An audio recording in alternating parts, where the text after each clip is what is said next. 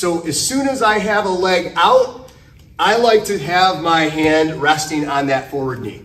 Whether I was changing up, left or right, kind of feeling around. If this lead leg is here, I've got a hand down here. Once I get here, he comes in for the single leg. I collect the head and I bury it right underneath my armpit. One of the issues, and it's not an issue if we're simply going through for a trach crush, that is damaging. That is effective. When we're out on the street and we're fighting, sure, a shallow guillotine here with a lot of pressure, fight under, coming right in and reaping up. But what if this person has no pain sensation? Drugs, psychosis. I've seen a lot of injured people, really dangerous because they don't sense pain. So I want to put this person to sleep. So as they come in, I have my arm here on my lead leg. I'm going to collect the head and I'm diving my arm deep to where my armpit sits behind their head. And I come up. I can touch my pec. From here, I probably can finish the choke from there. My bicep is on his left carotid. My forearm is on his right carotid. And in certain cases, from this position alone, if I'm in deep enough, I can almost perform a rear naked choke type technique. Grab my own bicep, hand goes on his back, squeeze. Oh, man. It's tight. It's so fast. Yeah. It's so tight. All right. So phase 2, he thwarts my collection of the head, shucks my arm over, ducks under my arm, collects the leg, and now he's got me off balance. So he comes in, I miss the underhook, he collects my foot.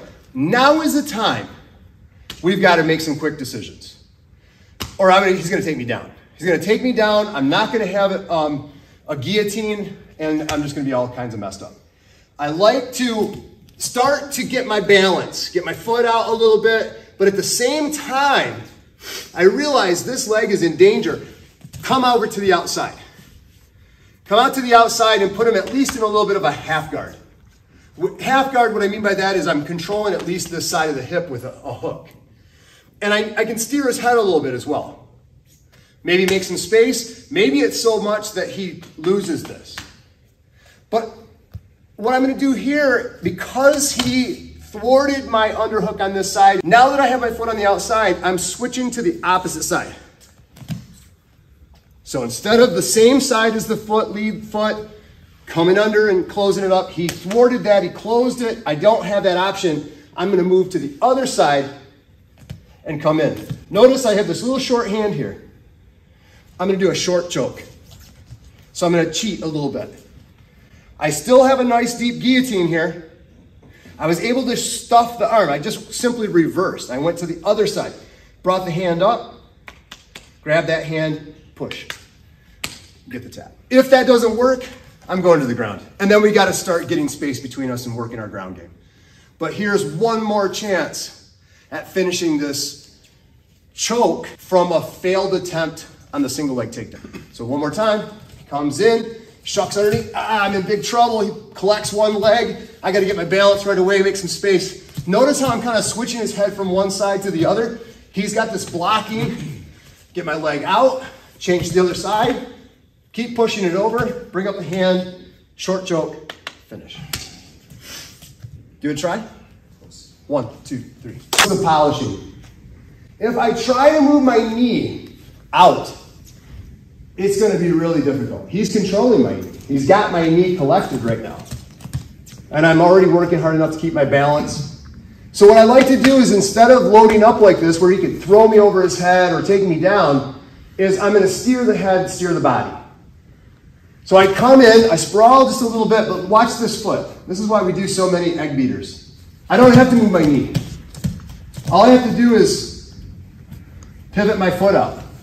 I actually want my knee to stay across and frame. I can frame his hip, I can frame his leg. Go ahead, move into me. It's not gonna, because I'm stopping his back leg with my hook. So every time he goes to step back to catch his balance, there's a hook there, hooked on the back of his leg. So every time he goes to step back, he wants to move that foot back. It's a good little tripping mechanism. Os? Os. The other piece of that is, he might want to keep moving into me though. And so now I have this shin bone framing against his femur and his hip. So as he tries to move this way, I can just put a lot of pressure on his head and help stymie that movement until I'm ready.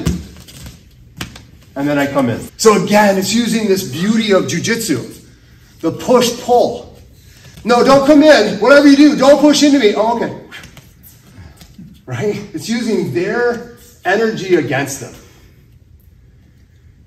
And that's what's going to create the efficiency of movement, the effectiveness of movement. Who cares? So he trips me and takes me down.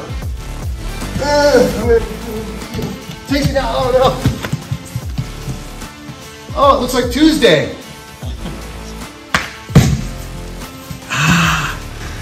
Jiu-jitsu.